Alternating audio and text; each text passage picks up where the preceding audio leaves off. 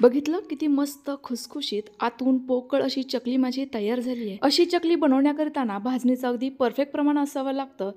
त्यासोबत चकली बनवत असताना काही गोष्टी पाळाव्या लागतात तर काही गोष्टी टाळाव्या लागतात। याच काही खास आजवर कुणीही सांगितल्या नसेल अशा टिप्स वापरून मी ही रेसिपी तुमच्यासोबत शेअर करणार आहे। अगदी एकूण एक टिप्स खूपच महत्त्वाची आहे, त्यामुळे व्हिडिओ शेवटपर्यंत पूर्ण बघा। नमस्कार, मी तेजश्री खाद्यप्रेमी या युट्यूब चॅनलमध्ये तुम्हा सर्वांचं खूप खूप खूप मनापासून स्वागत करते। आज आपण आणखी एक दिवाळी फराळाची रेसिपी बघतोय, ती म्हणजे खमंग खुसखुशीत चकली। दिवाळीच्या फराळाच्या ताटामध्ये सर्वात पटकन चकलीच उचलली जाते, कारण ती सर्वांची लहानांपासून मोठ्यांपर्यंत आवडती असते। चकली बनवणं खरं तर खूप सोपं असतं, पण त्याकरिता काही महत्त्वाच्या टिप्स आणि परफेक्ट प्रमाण गरजेचं असतं। हेच प्रमाण मी वाटीचं आणि वजनी असं दोनही दिलेलं असल्यामुळे तुमची नक्कीच प्रत्येक एक शंका निरसन होणार आहे। त्याकरिता व्हिडिओ शेवटपर्यंत नक्की बघा। चला तर मग लगेच रेसिपीला सुरुवात करूया। सर्वात अगोदर भाजणीची चकली बनवण्याकरता सर्वात जास्त प्रमाणात लागणारा पदार्थ तो म्हणजे तांदूळ। आता तांदूळ कोणता घ्यायचा ना, हे सुद्धा महत्त्वाचं असतं। तर ज्या तांदळाचा भात चिकट होत नाही किंवा जो जाडा आणि जुना तांदूळ आहे तोच घ्यायचा।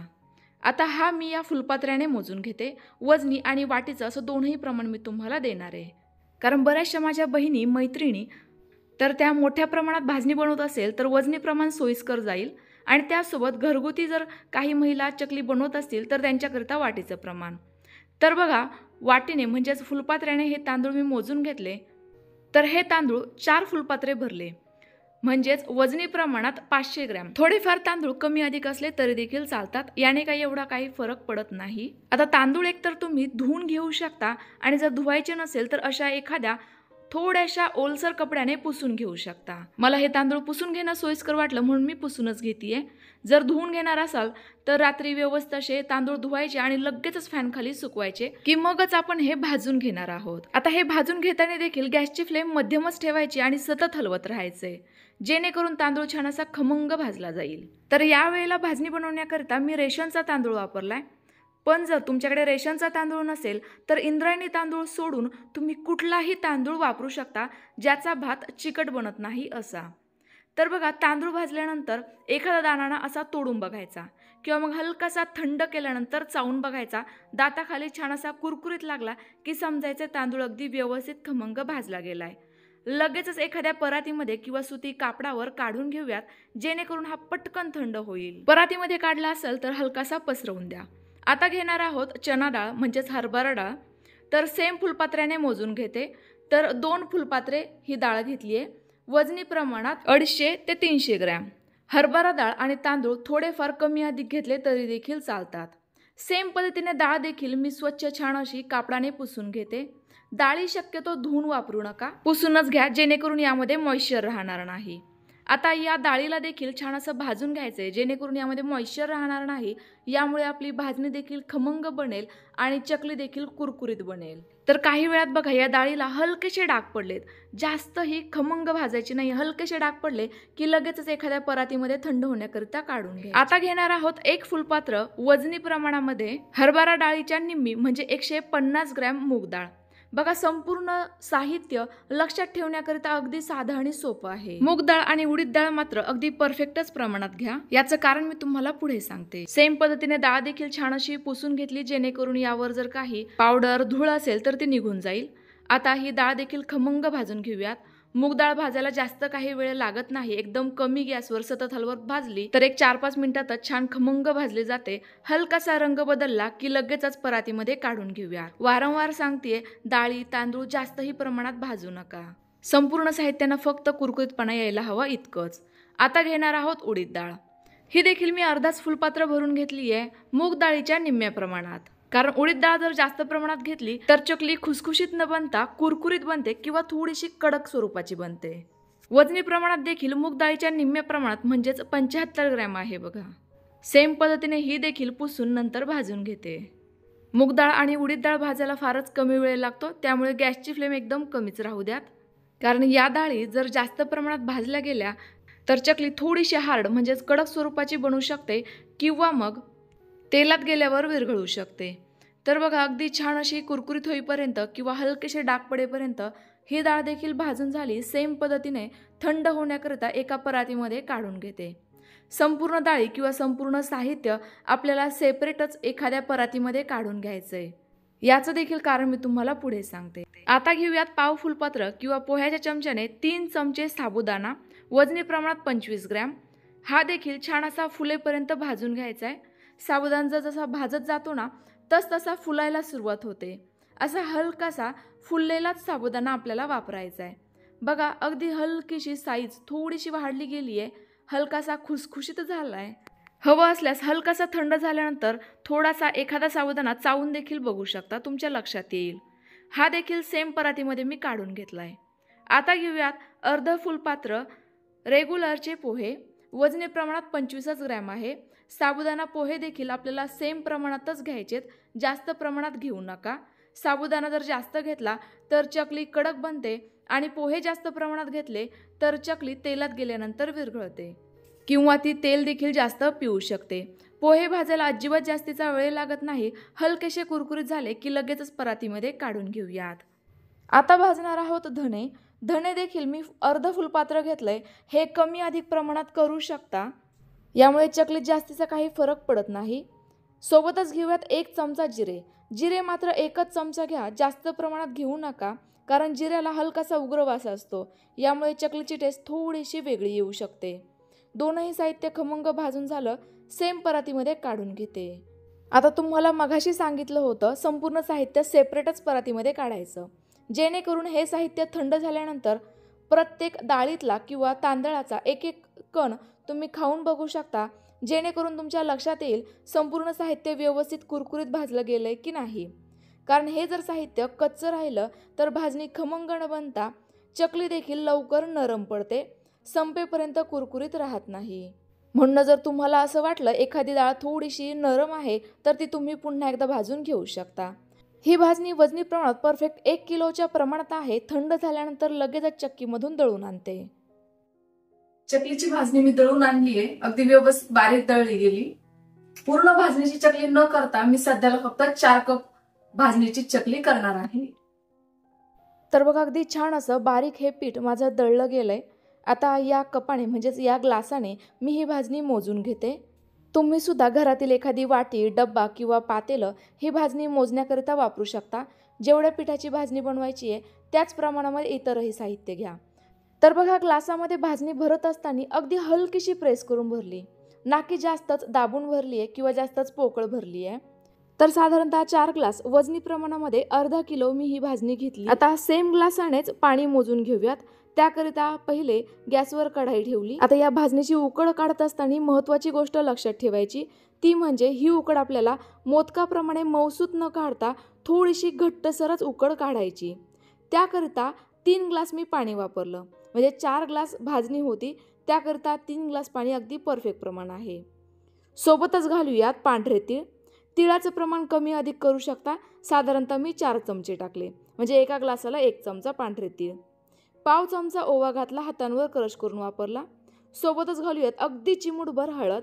हळद ही कमीत कमी वापरायची, कारण हळदीमुळे आपली चकली कडक होऊ शकते. चवीनुसार लाल तिखट, पाव चमचा हिंग आणि सोबतच चवीनुसार मीठही घातलं. आता घेऊयात तेल.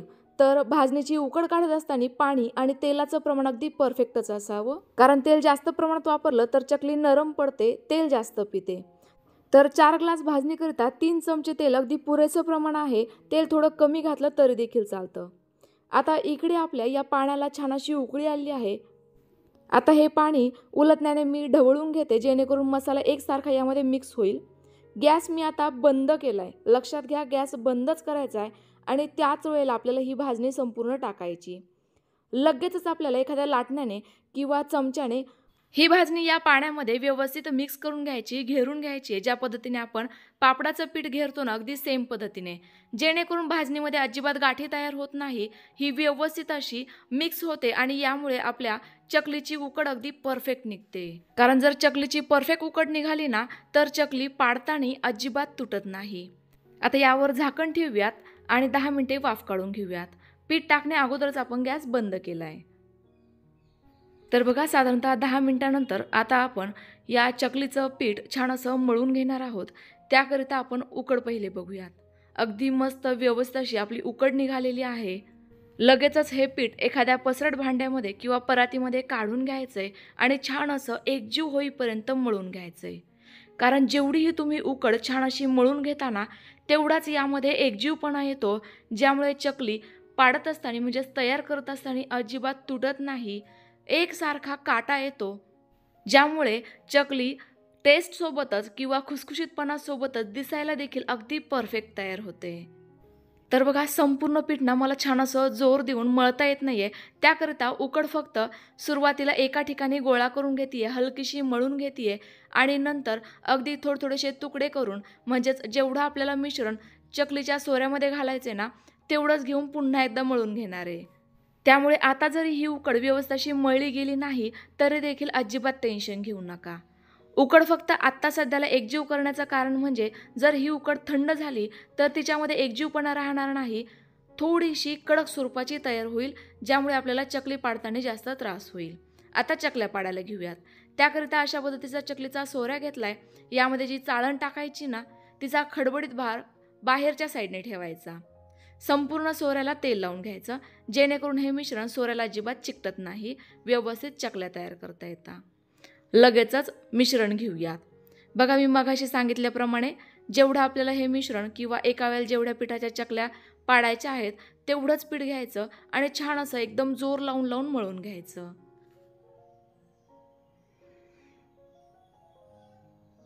मस्तच बघा, किती छान असं गुळगुळीत अगदी मऊसूत आपलं हे पीठ तयार झालंय. लगेच हा उंडा या सोऱ्यामध्ये भरून घेऊयात. पीठ या सोऱ्यामध्ये भरत असताना लक्षात घ्या, अजिबात यामध्ये हवा राहायला नकोय, कारण यामध्ये हवा जर राहिली गेली ना तर देखील चकली पाडताना तुटते. त्यामुळे अशा पद्धतीने हे पीठ छान असं प्रेस करून घ्यायचं. आता चकल्या पाडायला घेऊयात. सुरुवातीला ट्रायल घेते. बघा, मस्त असा या चकलीला काटा येतोय, अगदी व्यवस्थित असं पीठ बाहेर येतंय. लगेचच चकल्या बनवायला घेऊयात. आता बऱ्याचशा महिलांना चकल्या तेलात सोडायला भीती वाटते किंवा जमत नाही. त्यांच्याकरिता एक साधी आणि सोपी ट्रिक. अशा पद्धतीने छोटेसे पेपरचे तुकडे घ्यायचे किंवा मग तुम्ही घरातील छोट्याशा ज्या भाजीच्या डिश असतात ना त्या देखील घेऊ शकता. यांच्यावर आपल्याला या पद्धतीने चकली घालून घ्यायची आहे. सुरुवातीचा चकलीचं टोक छान असं गोल आकारात वळवून घ्यायचं आणि मगच पूर्ण गोल आकाराची चकली बनवायची. यामुळे चकलीला परफेक्ट आकार येतो. आता जे शेवटचं टोक आहे ना ते सुद्धा तोडल्यानंतर या चकलीला छान असं चिकटवून द्यायचं, जेणेकरून चकली तेलात गेल्यानंतर अजिबात सुटत नाही. बघा, हा चकलीचा साचा मी किती उंचावून धरतीये तरी देखील चकली तयार करत असताना अजिबात तुटत नाहीये. तर बघा, आजच्या या रेसिपीमध्ये मी तुम्हाला एकूण एक माझ्याजवळ जेवढ्या काही टिप्स होत्या त्या संपूर्ण देण्याचा प्रयत्न केलाय. त्यामुळे व्हिडिओला एक लाईक तर नक्की करा. आता या चकल्यांचा आकार तुम्हाला कितपत हवा आहे ना त्यानुसार चकल्या बनवून घेऊ शकता, म्हणजे 3 वेढे 4 वेढे घेऊ शकता. आता मगाशी मी तुम्हाला उकड काढत असताना चकलीचं पाण्याचं आणि तेलाचं प्रमाण अगदी परफेक्ट घ्यायला सांगितलं होतं. पाणी अगदी परफेक्ट घेण्याचं कारण म्हणजे पाणी जर या पिठामध्ये जास्त प्रमाणात झालं तर चकलीला अगदी काटा व्यवस्थित येत नाही आणि त्यासोबत चकली थोडीशी कडक स्वरूपाची तयार होते.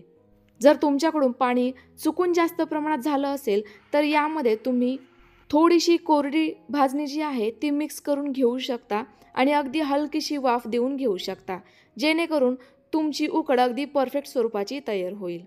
भाजणी तर आपली अगदी अचूक बनलेली आहे, तुम्हाला एकूण एक टिप्स सांगितलेल्याच आहे. त्यामुळे तुम्हाला कोणत्या गोष्टी पाळायच्या आणि कोणत्या गोष्टी टाळायच्या हे तर नक्कीच लक्षात आलंच असेल. जर तुम्हाला गोल आकाराची चकली बनवता येत नसेल तर तुम्ही ही देखील पद्धत वापरू शकता.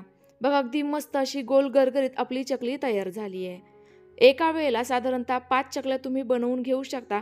लगेच या तळून घेऊयात. एका वेळेला जास्तीच्या चकल्या बनवून ठेवू नका. आता चकल्या तळायला घेऊयात. त्याकरिता गॅसची फ्लेम मध्यम ठेवायची आहे. तेलही मध्यमच गरम असावं. तेलाचं आणि गॅसचं टेम्परेचर चकली तळत असताना फार महत्त्वाचं असतं, कारण आपण या चकल्या एकदम कमी गॅसवर तळल्या ना तर ते तेल जास्त पितात, लवकर नरम पडतात आणि फुल गॅसवर तळल्या तर त्या आतून कच्च्याच राहतात. तर बघा, कढईमध्ये जेवढ्या चकल्या मावेल तेवढ्या मी सोडतीये. या पेपरवर चकली बनवली असल्यामुळे सोडायला बघा किती सोपं पडतंय. पेपर उचलायचा आहे, तो पेपर हातांवर फक्त पालथा करायचा, चकली हातावर घ्यायची आणि अलगद तेलामध्ये सोडायची. किती मस्त गोल गरगरीत, अजिबात तेलामध्ये न विरघळता न सुटता आपली चकली ही तयार होतीये. चकली तेलात गेल्यानंतर थोडीशी हार्ड जाणवली की मगच ही पलटवून टाकायची, म्हणजे दुसऱ्या साईडने तळून घ्यायची. लक्षात घ्या, चकली तळत असताना गॅसची फ्लेम मध्यमच राहू द्या. तर बघा, काही वेळानंतर आता या चकलीमधील बुडबुडे हलकेसे कमी कमी व्हायला सुरुवात झाली आहे.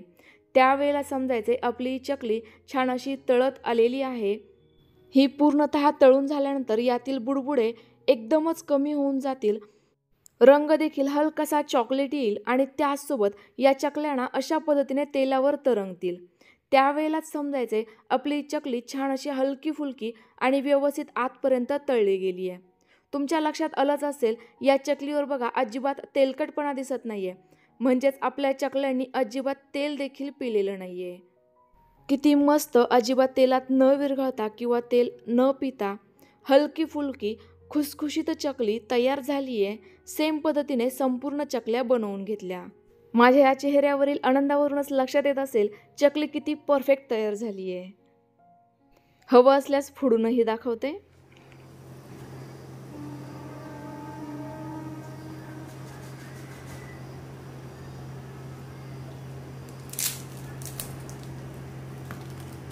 तर बघा, आतील या चकलीच्या पोकळपणावरून समजलंच असेल चकली किती छान खुसखुशीत आहे.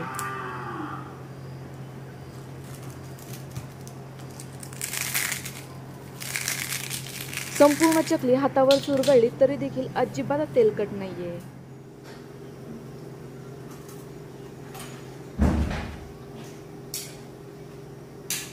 आपली खमंग खुसखुशीत चकली तयार झालीये. चकली परफेक्ट होण्यामागचं एक महत्वाचं कारण असतं, ते म्हणजे ते व्यवस्थित तळलं जाणं आणि त्यासोबत भाजणी देखील अगदी प्रमाणबद्ध असायला हवी. या दोन गोष्टी जर तुम्ही व्यवस्थित काटेकोरपणे पालन केलं तर नक्कीच तुमची देखील चकली याच पद्धतीने तयार होईल. तुम्हाला ही रेसिपी कशी वाटली कमेंट्स करून नक्की कळवा. रेसिपी आवडली असल्यास लाईक करून जास्तीत जास्त शेअर करा. पुन्हा एकदा भेटूयात अशाच एका नवीन दिवाळी रेसिपी सोबत. तोपर्यंत बाय बाय.